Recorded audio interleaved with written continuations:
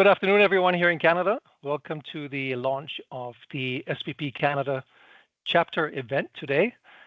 My name is Carsten Hansen, and I am one of the two co-chairs for the new SPP Canada Chapter.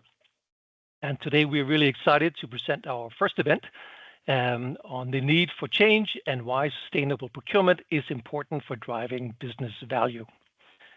So my fellow co-chair, of course, is here, Richard Brattle. He will introduce himself shortly. But most importantly, I'm very honored to introduce our amazing guest speaker today, Bob Willard. Bob is the founder and chief sustainability champion at Sustainability Advantage. He is frankly a bit of a legend, has published 6 books on sustainability and a series of white papers on the role of procurement as the untapped market force and driver to integrate sustainability practices into procurement and supply chains. He's also developed a series of very interesting tools which are designed to operationalize sustainability integration into procurement and supply chain practices. And we're really excited about Bob being with us today, introduce both the wider concept of sustainability, but also specifically those tools. Bob, of course, comes with 30 plus years of industry experience and practice, which really makes him a practitioner by heart, which makes it extremely interesting to have this conversation with Bob today. So on the agenda today, I will briefly spend 5 minutes on introducing the SPP Canada Chapter, what we're all about, what the intentions are. Then I'll hand over to my co-chair, Richard Brattle, who will speak about why organizations need to take sustainability seriously, specifically in the context of Canada. And then we'll hand over to Bob for a 45-minute session on the need for sustainability integration, and of course, an introduction of those sustainability tools mentioned before. Now, Bob has volunteered generously to hang around for an additional 15 minutes for Q&A, as we anticipate we may have some questions.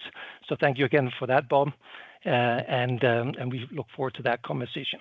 Having said that, this session will be recorded and will be shared alongside all the slides that you'll see today.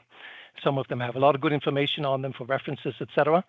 So those will be circulated alongside the recording. For any questions that come up during the sessions, we suggest you put that into the chat, and then we'll try to address them along the way or during the Q&A session at the end. Good. So for good order, of course, the Sustainable Procurement Pledge is a global initiative that you are likely aware of. Basically, the purpose of the SPP is to equip, empower, and encourage procurement professionals in making more sustainable decisions around their supply chains. Basically, the SPP is about finding solutions to sustainability integration by procurement for procurement. And we have 3 different kinds of chapters. We have the country-specific chapters, which of course the Canada chapter is one of now. We have topical chapters, and I know of 2 already in Canada or anchored here in Canada, the one on diversity and one on public procurement. And we have industry-specific chapters. So this is the way that the SPP is currently organized. Now, of course, the goal of the SPP is to have 1 million procurement professionals commit to the pledge by 2030. And the initiative here is really about building a bottom-up momentum around sustainability integration. So that is procurement practitioners and supply chain leaders who themselves are integrating sustainability measures into our everyday practices and really facilitating this bottom-up momentum. So the aim of the Canada SPP chapter is really to facilitate an information platform where we can share best practices around sustainability, but also to do this in a safe space or a safe environment. And what I mean by that is we all have questions. Sustainability as a concept is sometimes overwhelming. There's changing goalposts, and we all have the perception that everybody is way ahead of us, which I can assure you they're not. So this is a space where intended to really share what has worked and what hasn't worked so well, so that we can have that shared experience. We want to make sure that the scope is wide enough to capture the full spectrum of sustainability, but we want to make it driven by the members themselves, really identifying what are the relevant topics for you. And Richard and I would welcome your feedback also after this session. What are the relevant topics that you would like us to facilitate events around? What are the areas where you need further information? And even recommend guest speakers that you would propose come in and share their experience. Because mainly we want to showcase best practices from industry leaders, but also general practitioners who have applied certain sustainability practices with success. This is a fully collaborative initiative, and Bob will speak towards some of the many other amazing initiatives already happening in Canada, have been around for a much longer time. And the intention, of course, is for the Canada SPP Chapter to leverage that, to support that, and be part of that overall momentum as well. The SPP Canada Chapter is not looking for funding, so there'll be no funding requests from anyone. We don't have member fees. In case there is an opportunity for showcasing, we would much welcome anyone willing to set up facilities available for hosting maybe an in-person event, etc. But that would be the limit to what we would be asking for. In terms of visibility, we have set up a LinkedIn page for networking and information sharing. I would recommend that you sign up for that. This is where Richard and I will be communicating anything relevant for the SPP chapter, but also from our colleagues from the wider global SPP environment will be posting in that space. So it should be very informative. So for the 2024 agenda, we have identified a couple of topics that we would like to cover. The first one is, of course, today, how to start your sustainability journey, best practices, tool, and available resources. Really, how do you get started with your journey? The second event will likely be on introduction to GHG accounting. What is scope 1, 2, and 3? Trying to demystify rather that space. What are some of the best practices? What are some of the initiatives that you can get started with? We would touch upon approaches and strategies for managing a supply chain emissions up and downstream. And we would like to engage and talk about engaging and reducing scope 3.1 emissions around your procurement of goods and services as well. Finally, we will like to have an event on the new bill S211, fighting against forced labor and child labor in Supply Chains Act. What does it mean for business? What are these requirements that are coming up, and how do you navigate that in Canada? So this is what we're anticipating coming up here in 2024 from the Canada chapter. We'll be communicating on our LinkedIn page. So as I said, please join us here. Here's the link to the LinkedIn page where you can find us. And if you are unable for any reason to find that LinkedIn page, please feel free to reach out to Richard or myself here with our email addresses. Thank you so much for joining us today. And on that note, I'll hand over to Richard. Richard, over to you. Okay. Bonjour tout le monde. Hello, everyone. We're staying in English for this whole session, but we will be having some sessions in French going forward. So let's start with why organizations need to take sustainability seriously. If you go to the next slide, Pete, Carsten. So there are three main pillars we're going to cover in this short series of slides. Firstly, the need from a society perspective. But as we all know, we're in businesses. It can't just be altruistic. So what are the other reasons why sustainability is important? We're going to talk about why it's important for the maintenance of current and future business, and then why it's important for your company's financial performance. So let's just start with society, and this is probably what most people are aware of, and very conscious that the spectrum of understanding of sustainability really does vary. And certainly we noticed in Canada and with some organizations, the understanding of sustainability was very basic. So we're trying to cater to the audience across the spectrum. So 1.5 degrees Celsius is probably something that most people will be aware of.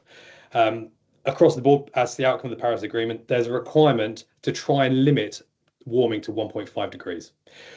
Currently, the plans that we have out of COP27, COP28, there aren't plans that will enable us to hit a 1.5 degree increase.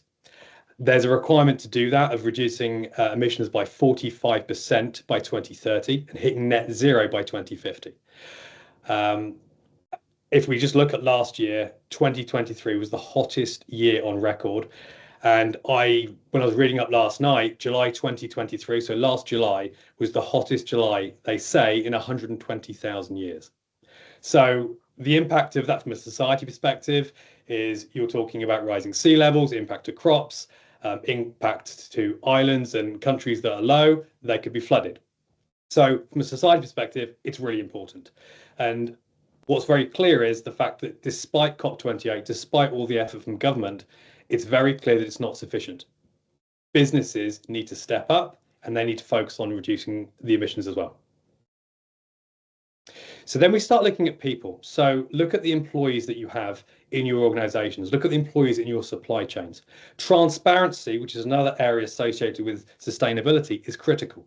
Very often there's the perception that how our employees are looked after or how the supply chain's employees are looked after in a very poor manner. There's maybe a perception that can happen in another country, not in North America, not in Canada. But if we actually just look at two examples relatively recently, on the right-hand side on just in time, you can see that Hyundai Motor Group in 2022, so this is in the US, Hyundai and Kia had 4 of their suppliers identified employing children as young as 12 years old. So this is in the US. They're currently being sued by the Department of Labour. I think just early this year, there was a full lawsuit raised with them. So they're in the hot water of dealing with that. If we look in Canada, Wasaga Barrie in Ontario, there were 60 migrant workers who were basically exploited. They paid to come to the country. They paid every step of the way, all the way through to the process, to the extent that they were effectively subjugated. So we've got 4 people arrested for human trafficking. That's in Ontario. So it really is critical looking at our society in Canada, North America, our supply chains are impacted, and that's why transparency is very important. If we now look at the importance of and the pressure to maintain business, this map, and I'm not expecting anyone to be able to see each of these, but this is just a snapshot of all the legislation and sustainability in the world right now. I took this from and adapted it from a slide that EY actually presented in one of the SPP sessions. But this is just really there to show you how much of a changing landscape it is and how the different laws will be applicable depending on which country you're operating in, but also which customers you want to sell to. If you don't have an understanding of the legislation and the exposures, then you could be getting your own company in hot water. But not only that, your customers, if you think about major manufacturers as an example, they will be looking for supply chains which are adhering to these legislations. So if you are not adhering to them, there is a risk that you could be taken off the approved supply listing or the commodity strategy. So really it is important to both maintain as well as win new businesses. So now let's just have a quick touch on financial performance, because after all, the majority of us work for for-profit organizations. What's the financial incentive here? So if we look on the left-hand side, so that particular, thank you, Carsten. So this talks about the cost of carbon. So the cost of carbon is increasing year on year. If we actually look at the Canada line specifically, the grey line, that is obviously the carbon tax that has come in just recently. So in 2019, the carbon tax came in. That's $20 per tonne of CO2. This year, we're currently at $80 per tonne. It's going to be increasing $15 per tonne per year until 2030.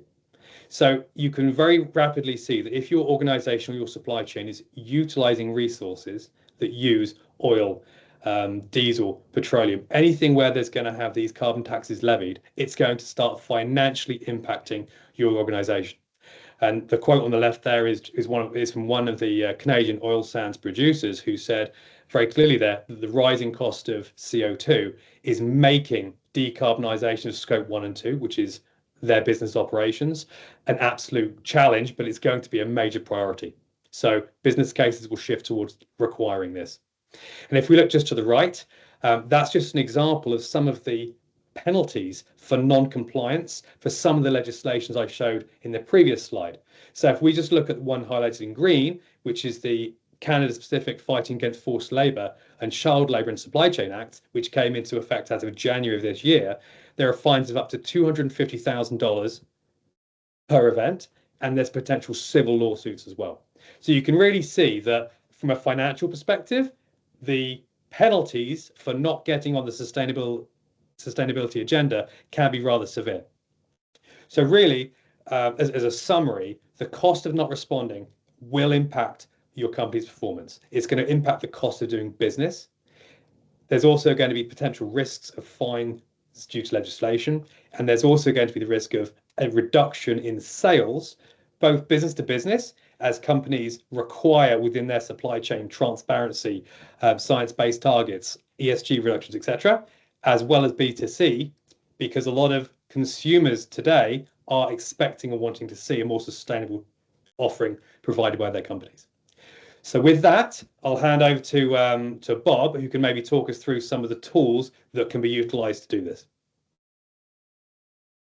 Thank you, Richard. I think the stage is set, Bob. All right, thank you very much. I'm just going to share my screen here and we'll continue along. Is that working? Yep. Yes. We can see it. Terrific. All right, so I'm going to go through a deck of slides here to give you an overview of some of the things that are available free that might be useful to you, and also just reinforce some of the points that were made by Richard and by Carsten in the last couple of minutes. So I'll give a little more context to my involvement in all of this and what sustainability is all about, and then a couple of toolkits that may be helpful for you as you try to implement a more sustainable approach to procurement in your organizations, and my master plan for saving the world using procurement as a market force to help do that. So let me come back to the context. You heard that I've written a number of books and white papers and so on, and I have quite a good range of tools as well. Today I'm going to be talking about these sustainable procurement toolkits, a couple of them, and they include a couple of ways of assessing how sustainable or how much attention is being applied by the supplier on topics like greenhouse gas reduction and so on. And those tools may be useful to you as well. And I've got a bunch of slides as well to back up all of this. So I've been in this for about 24 years now, I guess. And I'm finding, although a lot of those early books were talking about what's in it for a company financially, to pay more attention to sustainability and its impacts on people and planet, that we need a little bit more encouragement for companies to get with a program on sustainability. And some of that encouragement can come from customers through the procurement arm of those organizations. So I'm getting into more attention to procurement, connected with some of these organizations that, of course, SPP itself and the Sustainable Purchasing Leadership Council, I'm on their board, and a few other efforts as well. I helped put together something called the SPLC Navigator, which the Sustainable Purchasing Leadership Council has offered to people to give them a sense of where they are on their journey towards a more sustainable approach towards procurement. I'm going to talk about these two toolkits today. Also working on a couple of projects to help Ontario colleges implement more fulsome sustainable procurement approaches, and integrating sustainable procurement ideas into a certification program for supply chain professionals that we've been using here in Ontario, and this is now all of Canada. Also part of Canadian Business for Social Responsibility's 5-month program called the Sustainable Procurement Fellowship, where we help sustainability professionals and procurement professionals see how they can work together to implement more complete and more mature sustainable procurement approaches, teach a course on it, and so on. So this is just a tip of the iceberg. There's a lot going on in Canada around all of this. A couple of organizations, ECPAR in Montreal and CCSP, Canadian Coalition for Sustainable Procurement on the West Coast, doing amazing things with all kinds of organizations. So lots of ways in which we are trying to marshal our forces to include more sustainable approaches to procurement, at least in Canada.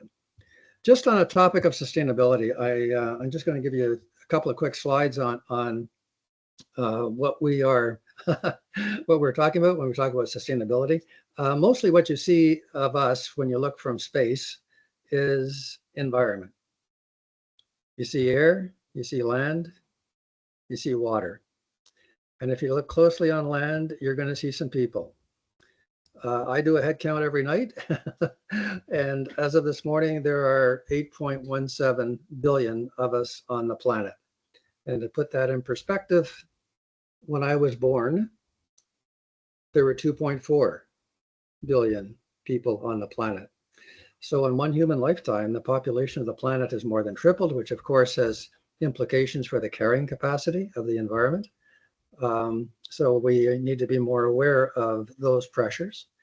Within society, we do things for each other, family and friends. Normally it's done for free. If it's for others, it's for a fee, and we call that a business. So we have business nested in society, nested in the environment.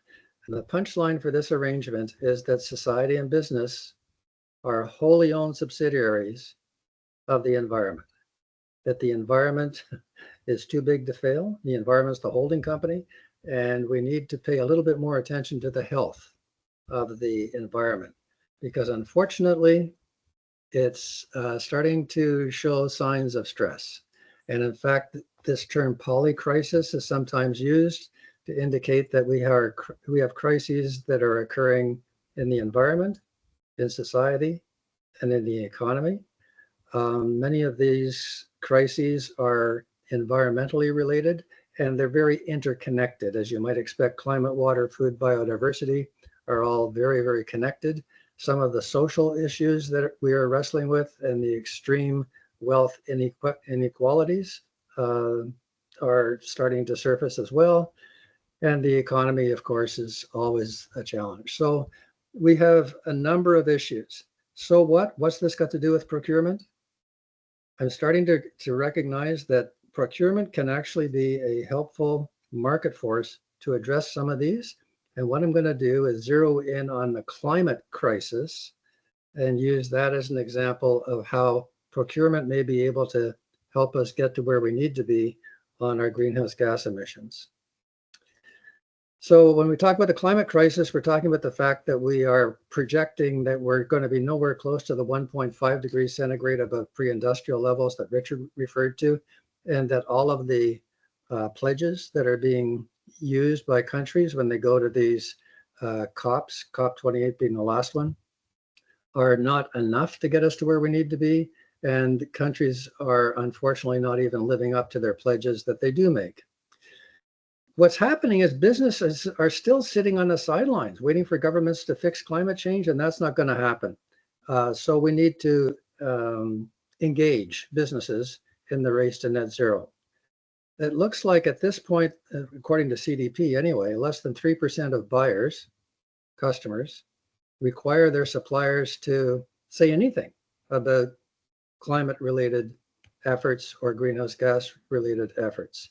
So I think it's time that what we need to do is use the buying power of governments, companies, organizations as a market force to mobilize businesses in the race to net zero, to help these suppliers understand, and everybody's in a supply chain, help the suppliers understand that the customers are expecting them to take more proactive steps in reducing their greenhouse gases, and that they're going to have an opportunity to earn more points if they do that.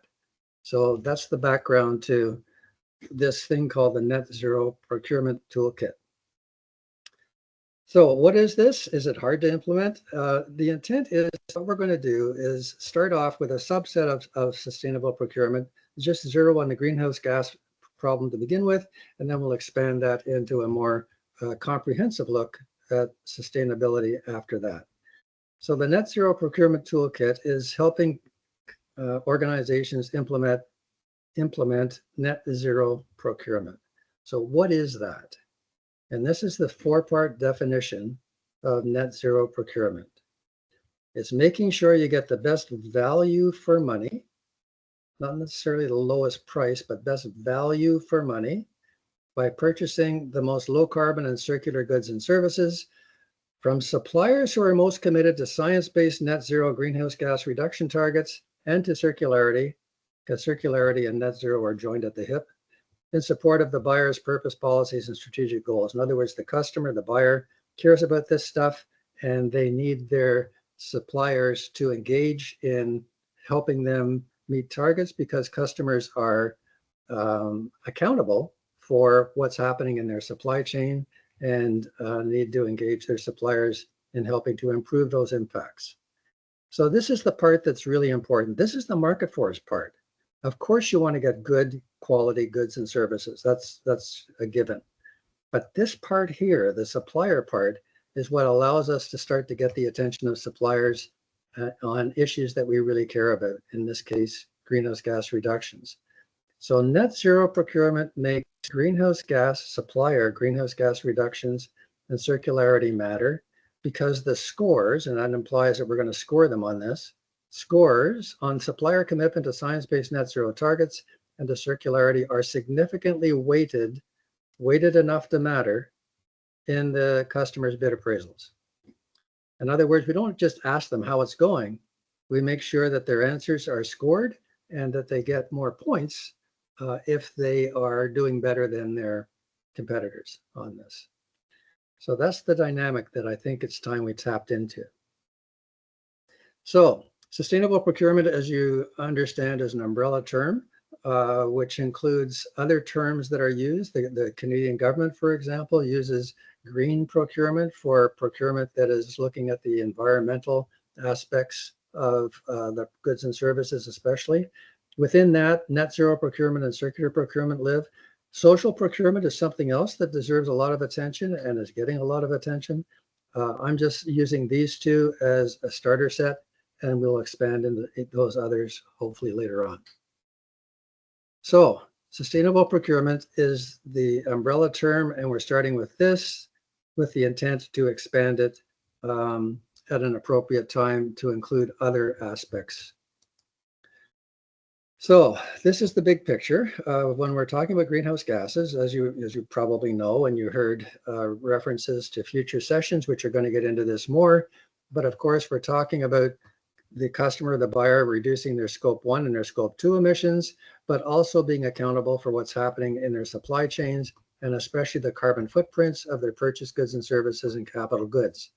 And those carbon footprints are being contributed to by the scope 1 and 2 emissions of the tier 4, 3, 2, 1 suppliers.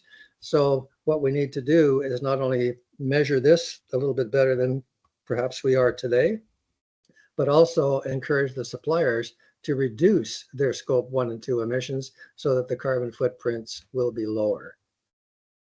So that's a little bit of an overview of where all of this fits together. The supply chain, as I'm sure some of you are aware, is where most of the emissions are coming from. And in fact, 50 to 90% of the emissions that the customer or the buyer is accountable for are coming from somewhere else, from their scope 3 emissions, most of which are in the supply chain. So, and they're accountable for that. So they are obviously interested in working with suppliers on reducing those greenhouse gases. So the procurement market force is not the only pressure on these suppliers, let alone customers themselves, to reduce their greenhouse gases. Government regulations and incentives, and especially in Europe, are becoming much more aggressive on requiring companies to get their act together on reducing their greenhouse gases. Bankers, investors, and insurers are asking more pointed questions about how ready organizations are for climate change and what they're doing to reduce their own contribution to that problem. But so this is not intended at all to say that we're going to replace those. This is in addition to those. This is another force. So customers use their net zero procurement as a market force with their tier 1 suppliers to get them to pay more attention to reducing their greenhouse gases. And the way in which we assess how they're doing on that also gives them bonus points if they are using net zero procurement with their suppliers. So we get this ripple effect happening through the supply chain. And that kind of customer attention to this may actually be more effective in some cases than government requests to do it. So it's intended to supplement those other pressures and encouragements for companies to pay attention to this, suppliers in particular. Circularity has come up a couple of times, and just to help you understand why we care about circularity as a part of the greenhouse gas reduction effort, it looks like if we can eliminate those tier 3 and tier 4 suppliers not having to extract virgin materials and refine those virgin materials, we can significantly reduce the greenhouse gases associated with the goods and services being required. So the more circular the economy, the more decarbonized the economy. And that's why we're looking at both. So is this a big deal? Is this hard to do? Hopefully it's not as hard as some people think it is. So let's suppose we got serious and we just said, okay, let's implement net zero procurement. What do we have to do? Well, basically, there's a toolkit that shows you that there are only 4 things you need to do. And they're add-ons. You don't have to rip out the part of your procurement system that is going to be impacted by this. We build on it. We build on it. So it's really important that people in procurement understand that we're not in any way implying that what they're doing is wrong or needs to be replaced. These are add-ons. They are additions to things which they already have. Do they already have templates by which they are doing their bid appraisal? Yes, they are. We're just adding a couple of line items to them. Or do they already have ways of assessing the specifications and the criteria of their suppliers? Yes, they probably have questions about their suppliers and product specifications as well as terms and conditions. These are just adding to those, not replacing them, adding to them. So I'm going to show you one slide on each of these just to give you a sense of what we mean by this. So bid appraisals. A bid appraisal template is how, as you probably understand, procurement needs to be able to assess how various responses to requests for proposals compare to each other. So you have a table and you have all of the criteria laid out and how much weight is associated with that, and you score the suppliers on all of those things. What we're suggesting is that you add a line for the supplier score on their commitment to net zero targets and the product score on low carbon and circularity specifications. So this is what the template would look like. This is probably already in place. We're just adding the top 2. So we have significant weight, about 10 to 30% of the points. You might want to start off with 10 and then build up later if you want to include other factors as well. But 10 to 30% of the points are associated with the supplier's score on how committed they are to reducing their greenhouse gases in line with science-based targets, which say that essentially you need to get to net zero by 2050 and halfway there by 2030, and their circularity ambition as well. So you score them on that. How do you know how they're doing on that? You give them a little questionnaire, and that is a self-scoring questionnaire. You get the score and you come up with a weighted score. Product score on low carbon and circularity specs, you lay out what those specifications are, you score them on how well they meet them, and then you end up with a weighted score, which is the number of points times the score. Of course, you're going to be looking at the product quality and performance specs. That's why you're buying the thing in the first place. So that's probably going to have a significant weighting as well. Maybe 30 of the points are about that. A score on other supplier-related attributes, which are important. You might want to make sure that that has at least 10% as well. The price, probably really, really important. Maybe 40% of the points go to that. So we're not in any way saying that these are the only things that are important. We're just making sure that they're on the list and that they're getting enough weight, enough points that they get the attention of the supplier. And you end up with a column, these 2 columns for each of the bidders, and the one with the best value for money is the one with the best total weighted score, highest total weighted score. So it's pretty simple, frankly, but it means that you need to have some way of assessing the supplier score on net zero and the product score. So that leads to the next two pieces of the toolkit. So this is the template. Now we're going to look at the supplier net zero ambition assessment tool. So how committed are they? Do they even know that they should be doing this? Where are they on this? Are they already doing it? Let's give them some strokes if they are already ahead of the curve on it. So there's a tool that allows them to assess how they're doing. This slide is intended as a reminder that whatever this tool does needs to be fair to small and medium-sized enterprises, SMEs. And I'm not sure if you're aware of this, but most of the companies in Canada, in fact, in all jurisdictions, are small and medium-sized enterprises. In fact, from the point of view of Stats Canada, 99.8% of the companies in Canada are small and medium-sized enterprises. 99.8, that's 500 employees or less. If you drop it down to 100 employees or less, which is the definition of small, you have 98.1% of the companies in Canada that are small. In the US, it's 98. In Europe, it's 98.1. In Africa and South America, it's higher. Basically, 98% of the companies on the planet are small. And there are a lot. That means there are a lot of them. There was a study done by BDC last year that said that if we take a look at where the greenhouse gases are coming from in Canada, 41% of Canada's greenhouse gas emissions are coming from SMEs. 41%. In the US, actually, it's 50%. So a lot of emissions are coming from these smaller ones. So we pay a lot of attention to the big guys, but there are a lot of these little guys, and they are contributing to the problem. When they were asked what they're doing about their emissions, fortunately, about 50% are taking action. 18% haven't taken action, but have plans to. And about a third of them say they're not taking action, have no plans to. That's not acceptable. If they don't, we're not going to make our targets, and we have to make our targets. So we need to engage them. And that means that we need a questionnaire that's going to be fair to them and worded in a way that is reasonable and gives them a fair chance of being able to self-assess how they are doing on their commitment to reducing their greenhouse gases. So there's this little tool, the Net Zero Ambition Assessment Tool, which allows suppliers to voluntarily disclose their commitment to science-based net zero targets and to circularity. Let me just blow this up a little bit.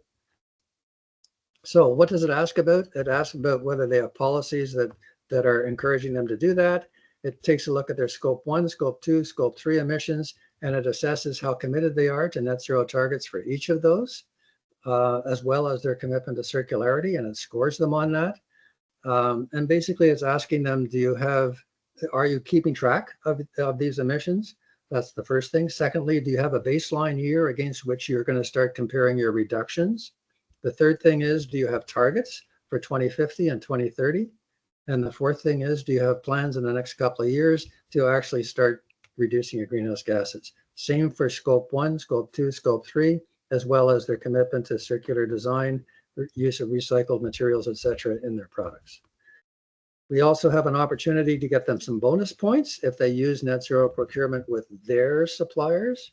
Remember that ripple effect we talked about? And also if their goods and services themselves help other organizations reduce their greenhouse gases. Are they producing heat pumps? Are they installing solar panels? That kind of thing. So if their actual goods and services help other organizations reduce their greenhouse gases, we give them bonus points for that too, and we end up with an overall score. And that's the score that the weighted points are going to be applied to. So this little tool that's only got a few questions. is intended to go to all the suppliers. You send this to all your suppliers, and they fill it out, which is a strong signal that, by the way, this is going to matter if and when you submit a bid. We're going to be looking at this, and you're going to have an opportunity, of course, to update it during that bid if you've improved since your original assessment. And it becomes part of your supplier profile, your score. It's part of who you are. And that we also give them some suggestions on how they can go about reducing their greenhouse gases in each area. So it's an assessment, but it's also a diagnostic and helps you perhaps determine that maybe there's something that you can do with your suppliers that are going to help them in an area where they need some assistance. So the Net Zero Assessment Tool is intended to be used by all of them. And if some suppliers say, sorry, too busy, I'm not going to fill it out, that's fine. They just get a score of 0, which means they get none of the points in the bid appraisal. That's their choice. So that's the way in which we assess how committed the supplier is to reducing their greenhouse gases. And then we have some product specifications that are related to low carbon and circularity as well. This is just a quick overview of what those are, making sure they're designed for repair and upgrades, designed for disassembly, that they have recycled and reused renewable and biodegradable materials, what the carbon footprint is of the product, greenhouse gases from shipping and delivery, and so on. So this is just a list of some of the things that you might want to include in the product specifications, which have to do with both circularity and low carbon. Not hard and very straightforward. And if you're looking for what those should be for various categories of products, there are some pretty good databases that can help you with that. So supplier assessment, product assessment, and let's suppose that you have a winning supplier. What are the terms and conditions you should put into the contract with the supplier to ensure that they follow through on whatever plans they said they were going to do when they were filling out that assessment? So there are different ways in which you can put some teeth into the contract to ensure that they live up to whatever claims they made and plans that they disclosed. So financial penalties or bonuses if they follow through on their short-term action plans, preferential payment terms, verification of their score. If it hasn't already been verified, verify it then. And if this verified score is more than 10% lower than the score that they submitted, the contract is terminated. Publicly communicate, CEO's compensation is linked to it. Contract termination if they don't meet the targets that they said they were going to. So this isn't a game. This is for real. This is really important. And these are clear signals that we expect them to live up to whatever plans they said they were going to pay attention to. So that's the toolkit. Very simple. There's a template, add a couple of lines to the existing template, a little tool, some product specifications, and some terms and conditions that would be in addition to the normal terms and conditions. And hopefully that would make it real simple to just kind of drop this into any existing procurement system.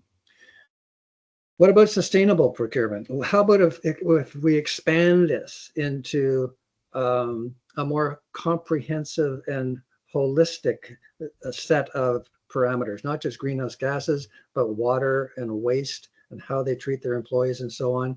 And that's what the Sustainable Procurement Toolkit does. Initially, I developed this one thinking that was the right one to start with. I'm a little uneasy that there may be more than most companies would be comfortable with. So let's start with this one and then maybe evolve into this one. So what is sustainable procurement? Pretty straightforward. It's kind of a parallel definition to the one I showed you before.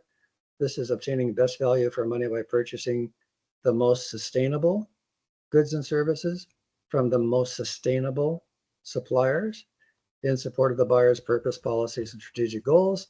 So again, this most sustainable suppliers part makes sustainability matter to suppliers because their scores on their sustainability, how they are impacting people and planet, are significantly weighted in the customer's bid appraisals. So the toolkit is the same 4 elements, except they're tuned for sustainability as opposed to greenhouse gas reduction only. So the Net Zero Procurement Toolkit has a template, an assessment tool, product specs, and sample terms and conditions. And so does the Sustainable Procurement Toolkit, has a template, a different assessment of the supplier's sustainability called the Basic Sustainability Assessment Tool, some sample product specs, and the terms and conditions. These are pretty much the same. The templates, as you might expect, is just changing the wording of the top 2 lines. And this tool, just to give you a sense of what that is, I developed this one first, frankly, and this one is a subset of it. So the Net Zero Assessment Tool looks at greenhouse gases and circularity. The Basic Sustainability Assessment Tool, which is on the right, also looks at energy and greenhouse gases. So the greenhouse gas questions from that are in this tool here. They're basically the same questions, but it also asks about the attributes of your procured products and materials, your waste, your water, how you're doing on encroachment, other kinds of emissions as well, how you treat your employees, how you impact the community. So there are questions that have to do with those things as well. Whereas Net Zero Assessment Tool is extremely focused on greenhouse gas emissions. So it's a subset of that. And you can gradually add some of these things to this if you want to over time as you become more into those other areas. And I encourage you to do that. It's just that I think we need to start with something that looks a little bit more doable by organizations, especially because climate change is such a big deal. So there's a toolkit for the full-blown sustainable procurement as well as the subset net zero procurement. And let me just close with my action plan. So what I'm encouraging organizations to do is to try it. Try one of them. Like try the Net Zero Procurement Toolkit, for example. Do a pilot. Take a representative sample of your suppliers and try that assessment with them, the Net Zero Ambition Assessment Tool. Try it with them and see how that works for them. See how you and your staffing and your skills and so on are going to be impacted by all of this. Give it a shot and see if it looks like it's going to work in a way that is positive for you and for the supplier. And then assuming that the pilot is giving you the information you need, you can make a more informed decision and decide where you're going to go from that. So pilot the Net Zero Procurement Toolkit with especially small and medium-sized enterprises, because those suppliers are probably going to be the majority of your suppliers. Assess them on their net zero and circularity ambition using the approach that I just described, and try that weighting. Maybe start with 10% weighting in the tenders and see how that works out as a decision. Because usually there's a concern that all of this is going to be much more expensive, and frankly, I don't think it will be. But they need to try this to reassure themselves that this is not going to cost an arm and a leg, or that the products are not going to be a lot more expensive. So that's the idea. So I'm encouraging the federal government of Canada, Public Service and Procurement Canada, PSPC, to implement net zero procurement with all of their suppliers. So I'd like it used by the Canadian government. And of course, you get the ripple effect through the supply chain of suppliers using that with their suppliers, and so on and so on and so on. And that's a $24 billion worth of market force, because that's what the government spends every year on goods and services. And if they shake this down and maybe get an online version of the tools and translate it into French and so on, they can ripple it out to all levels of government in Canada, provinces, territories, municipalities, and that unleashes about $200 billion worth of buying power on the climate change issue, which is a significant market force. But frankly, Canada's emissions collectively are only about 2% of the global emissions of greenhouse gases. Most of them are coming from somewhere else, especially China, the US, India, and so on. So what we need to do is get other countries engaged in this. So the idea is that once we shake this down and package it up really smartly, we can take it to the next COP, COP29, and we get all other countries to implement it as well as part of the final agreement for the next COP. And that unleashes $9 trillion worth of buying power into the marketplace to really get everybody focused on this. And I think if we did that, we've got a fighting chance of being able to get our greenhouse gases under control and use market forces to help us do that. And assuming we've got everybody using net zero procurement, then we can build on that into a more robust, sustainable procurement approach. So we take all of that net zero procurement approach, build it into sustainable procurement, and that leads us to the kind of society that we want, which is a decarbonized, circular, and inclusive economy supported by a regenerative environment. So we're procuring the world that we want. And we align the procurement systems to create a global market force that drives the transition to the world that we want in time. And I think we can pull this off.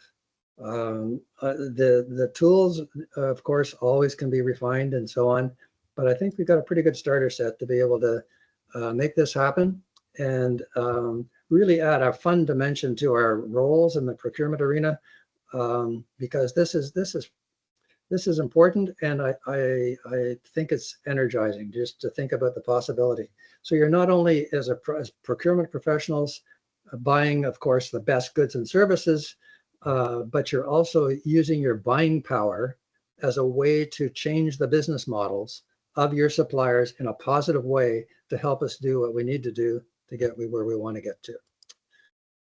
So where do you get these resources? This is my website, Sustainability Advantage. Across the top, there are a bunch of buttons that you just click on, and drop-down menus show you that there are a couple of, there are a bunch of assessment tools, but two of them are the ones that I talked about, the basic sustainability assessment tool, free, open source, it's in an Excel format. In fact, they all are. Net Zero Ambition Assessment Tool, also free, open source in an Excel format. And then under sustainable procurement, there are the two toolkits, which use these as part of their 4 elements. Master slide decks, I've got 6 master slide decks, which people can subscribe to. And one of the decks is all about sustainable procurement. And that might be also useful to you as well, because it has overviews of all of this stuff. In fact, all the slides I used in this presentation are from that deck, and they may be helpful to you. So lots of resources, and those are just mine. I mean, God, there are a lot out there. This is a starter set. So those are some of the tools, and if they're at all useful to you, I encourage you to exploit the heck out of them. That's why they're there. Thank you so much, Bob. Great plan and great presentation. Also, thanks for the overview of the other efforts on sustainability here in Canada. I think that's extremely useful as well, just to position what the SPP Canada Chapter is doing here as well.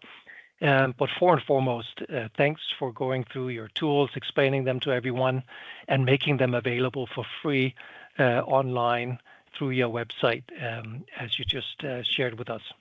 It's so good to see a very practical approach, how you're really bridging good intentions with the operationalization that you can achieve through these tools and its application. And I love the ambition on the COP29.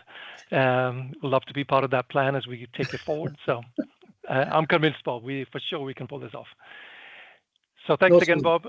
Yeah. Happy to take questions as well. If people have any questions about any of this, yeah, let's talk about it. So this is meant to be an informal conversation, peer-to-peer. So over to anyone who is listening in. Any questions? Please take them forward. Thank you. Thank you. So there was a couple of questions in the chat. Sorry. Go ahead. Yeah, we had one meeting from Michael asking for a recap of the slide on product and supplier weighted score. So that would be, I don't know if you wouldn't mind re-sharing for just 2 seconds. That would be the NZAT. No, sorry, big pardon. It's the NZP bid appraisal template, Bob, which is slide 28. This one, I think. No, bit further. Oh. And Michael, everybody can take themselves off mute, so feel free just to kind of hop on the virtual stage and ask. Perfect. This one here? No, I think it was the bid appraisal template. Slide 20. Maybe we can invite Michael to that one. Elaborate on the question. I believe so. Can you hear me? Yes. You can, yeah. Go ahead, Michael. The slide just before that.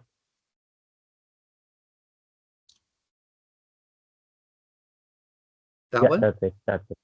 Okay. Yep. I just wanted a recap on the bid appraisal template, especially on the first 2 pointers on the supplier score and the product score. Okay, so what this is a verbal description of this. So this is the bid appraisal template, and these are the criteria.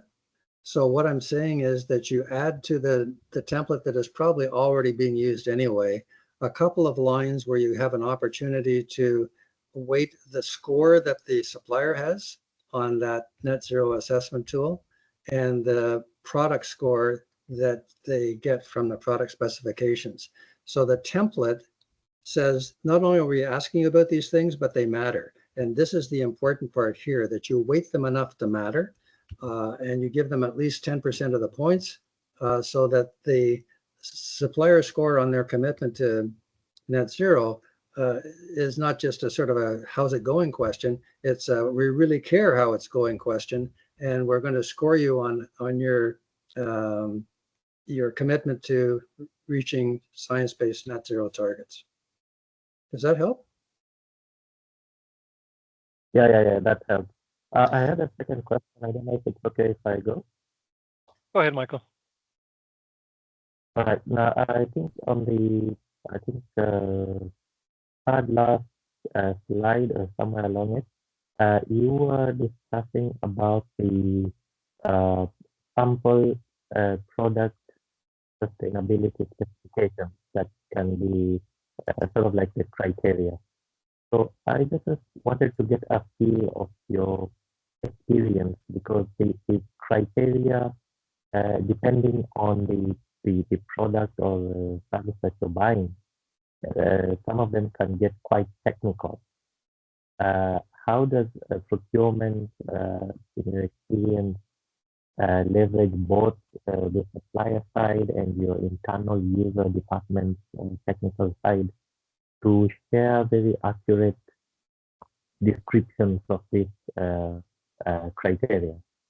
I asked this because I was in an organization where we rolled the same criteria out and shared the questionnaire with our suppliers and with our technical team, our engineers, but we got zero feedback.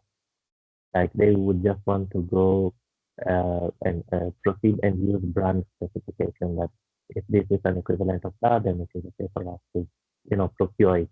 But this sort of paradigm shift, where we are asking the percentage of ingredient X in this product, that sort of poses a challenge to both the internal technical team and the supplier side in terms of sharing that information. So I don't know how your experience has been so far.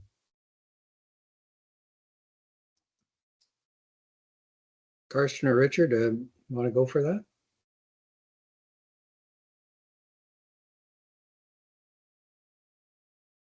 Well, you raised your hand. Was that to respond?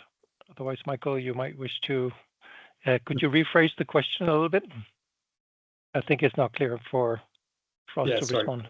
Yeah. Okay, let me rephrase. I just wanted to get a feel of the experience of how it is when you roll out the questionnaire with product criteria, both to the suppliers and to the internal technical team, because product criteria can get very technical. So what happens when both sides of the supply chain don't share the information or not, they don't share quite an accurate description of the criteria? So basically, how do you achieve buy-in from the requisitioner as well as the suppliers? Michael, it links a little bit perhaps to a question that Emma as well has raised in the chat. What is the best way to engage leadership, but also in this case, of course, the requisitioners and the suppliers? Bob, in your experience with the use of these tools, anything that has come back? Are the suppliers receptive to this? And to Michael's point, what about the internal stakeholders? Are they on board?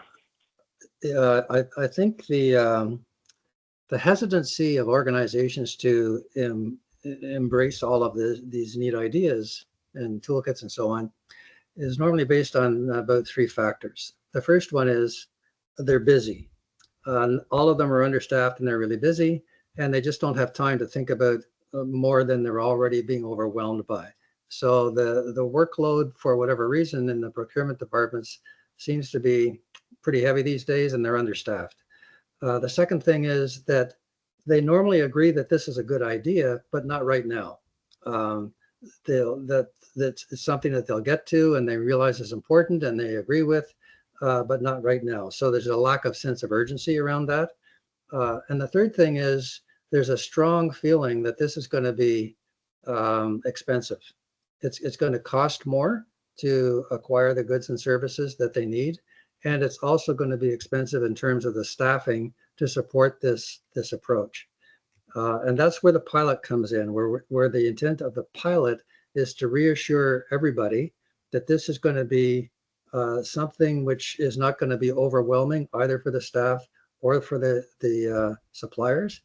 Oh yeah, there's another fourth one, which is they're concerned that this may eliminate some suppliers that they already have really good relationships with, and that the suppliers won't be able to win the bids the way they have before.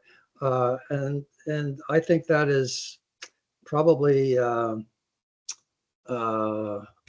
more of a concern than it needs to be, because if their good suppliers can't do well on these kinds of assessments, that's a pretty good chance that their poor suppliers aren't going to do very well either.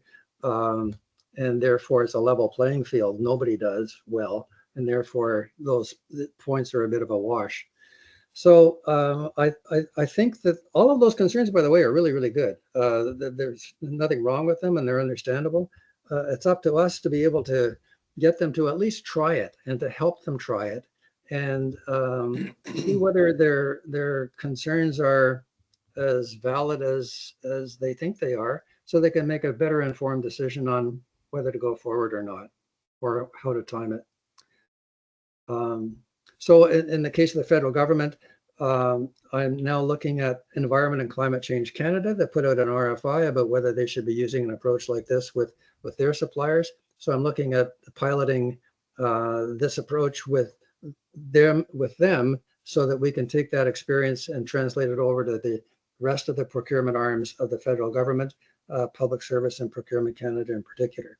So I don't care. I'm also trying to get my community here, Whitby, Ontario, to use net zero procurement in their approach as well, and tying it to their strategic objective for the town, which is that they're going to get to net zero by 2045.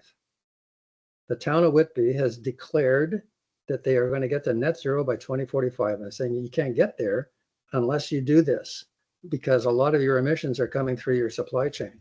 So tying this initiative to stated objectives and mandates, which at the federal level, by the way, is also a no-brainer. They are so committed to this in all of their mandate letters that this is a way for them to fulfill those mandates. So making those connections can also help them understand that this deserves more attention than perhaps they've given it. Carsten, you've got lots of experience with the UN and so on, with the specifications of products and so on. And there are good sources for coming up with the appropriate specifications that could be used with various categories of products. You want to say a bit about that? Sure. So we have a lot of criteria, sustainability criteria available online. I would encourage you to look on the UNEP. UNEP has a whole criteria list which is available. So there you can find good examples of green public procurement criteria which are being used. They, of course, also the EU, the EPA, other government entities have these criteria available. So as you said earlier on, Bob, there's a lot of information out there and a lot of resources available that everyone can draw upon. So I'd really encourage everyone to look that up as well. And to your point about internal stakeholders, I think it's really a question about aligning incentives. Integrating sustainability targets into personal performance KPIs, budgetary targets, etc., to ensure that you have that alignment. I think that's what drives everything. Excellent. Thank you. I'm conscious that we've exceeded our 1 hour. Thanks for everyone for staying on board as well. We did promise that we would be available for 15 minutes in extension of that. Charlotte, you had raised your hand. I don't know if you had a question. Yeah, if I may. Thank you so much, Bob. It was really, really interesting listening to you, and I just love how you laid it out so accessibly, so clear to understand. You mentioned SMEs quite a few times, and I love that fact because I'm entirely with you. That I actually had the pleasure of doing a session during WSPD, and I called them small and mighty enterprises because they can indeed change the world. Very good. But my question is, in a lot of the sustainability strategy work that I've done previously, I hear about sustainability strategies saying, yeah, let's do these questionnaires with our suppliers, and they start by doing it on spend, which means they'll try and do, start with 50% of the top spend, which typically falls then with a very small amount of suppliers. I think obviously there is some sense in doing that, but what's your take on how to approach this, or what's your message to companies basically building their sustainability strategies and perhaps thinking about, do we do it on number of suppliers or quantity of spend? Or then, of course, you have like the weight of goods and other measurements. Well, it makes sense to start with the big guys where most of your spend is, and the spend analysis is very helpful in being able to determine who those people are, those suppliers are. And that's why the federal government has started with their big suppliers. The suppliers that do more than $25 million worth of business a year are required to step up to the net zero challenge and sign up for that or its equivalent. So they've started with the big guys. I'm just trying to get them to engage the rest of them as well. The approach that I was suggesting, which is to send the questionnaire out to everybody in your supplier database. In other words, you take a look at all of the companies in your supplier database and you send it out to them, which is a strong signal that sooner or later we may be asking you to do this as part of an RFP or some other kind of acquisition. So this is a heads up. This is a heads up. So get ready. And by the way, we are not the only organization that may be asking you these questions. So this can help you get ready for others that may be more important, like banks or investors. It's kind of it's a signal, a very pointed signal that this matters. From now on, this is going to really matter. And I think that's a way to engage the SMEs in a fair way, because it's exactly the same questionnaire that would go to the big guys. But it's asking the questions that the Net Zero Challenge in Canada asked, the Race to Zero that the UN asked, the CDP asked, that SBTI asked. I took all of those questionnaires and I distilled them down into an SME-friendly set of questions that I think are fair questions to ask and signal to them that it's time that they started to pay more attention to this and start to look at, in fact, there are about 36 actions suggested that they can take to reduce their greenhouse gases. So it's not just sort of a test, it's guidance on what you can do to get there. In the case of Scope 3, I only asked it. Sure. Sometimes you can be surprised by the small ones, huh? It's not that all of the small ones are Right. laggards. So, yeah, no, interesting. I agree. I'm about as small as you get, and I've been able to get the net zero. So, yeah. So was someone else making a comment? Did I hear someone else's voice making a comment or ask a question? No. Okay. Bob, could I ask a quick question just while I've got you? So I've raised this in previous sessions because and I like the fact that you just touched on the fact that the templates that you've used, you've actually extracted the kind of key questions from many of the different documents around. I think that's key because the feedback that I keep getting is we've just been asked by, and I won't say the names, but we'll kind of guess some of them. I've been asked by this large company to provide all of my sustainability ESG data via this template and this provider. I've now had another large one ask for this same one, and now you're asking me for a different format. So I think having that, I think we're some way off on a standardization of a template or a question set, but do you see any progress happening in that manner? And maybe that's part of that COP29 kind of question you were getting to, said eventually, can we get some kind of a global standardization? But do you see any progress there? Because I still see that will be a small barrier, or at least a hurdle, which we're going to come into when you're dealing with these SMEs who've got multiple customers potentially asking for the same thing in a different format. Well, there's been lots of efforts to harmonize all of the different frameworks and standards and questionnaires, and there's some progress being made on that. Not as fast as we'd like, but good progress. So that's in terms of the sustainability frameworks as a whole. In terms of the ones that are zeroing in on greenhouse gases, there's still quite a variety of approaches, variety of methodologies, variety of depth of questions. The most complete set of questions, which is sort of code for most probably intimidating set of questions, is the ones that CDP recommends be used with suppliers, SME suppliers. Man, they're really detailed. They're good. They're really, really good. It's just they're really detailed. So I consider my little questionnaire sort of a warm-up exercise for maybe some of those other ones if they were required to fill them out. But basically, as I said before, they're all asking about four things. Yeah. Do you keep track of them? Do you have a baseline year associated with this against which you're going to assess your reductions, percent reductions? Do you have targets for 2050 and 2030? And what are your plans in the next 2 years? This is not hard. I mean, either you got them or you don't. In fact, most of mine are check marks as to whether you've got them or not.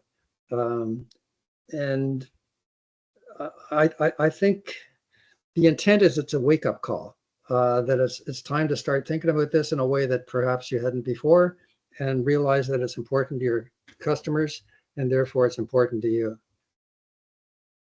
When I was selling systems for IBM, I used to work for IBM Canada for 34 years. And when I was marketing to any organization, the first thing we looked at from an RFP point of view was how many points are associated with each of the line items in it. The higher the points, the more attention we paid to that particular part of our response to the request for proposal. So it matters. Suppliers really pay attention to this. If it's important to the customer, it's important to the supplier. That's the market force that we need to exploit the heck out of. Thank you, Bob. I think that's an excellent closing remark. And thank you so much for a great presentation. Thanks for sharing your experience in this space and going through the tools with us and making them available for everyone. A special thanks to Charlotte for staying up late in Central European time to support us on this first event. Thank you so much, Charlotte. Charlotte is from the Sustainable Procurement Pledge Secretariat and really supporting all the chapters around the world. So thanks, Charlotte, for making this a success for us. And of course, thanks to everyone who joined us today and to are still with us here at the end of the session. As I said, this will be recorded, and we'll share the links that Bob had on his slides as well to the tools, so you can go through them again and go out and apply them. Any feedback to me and Richard are most welcome. Any inputs on what future events should contain and that has your interest would be super valuable. And stay connected on the SPP Canada Chapter LinkedIn page. Thank you so much.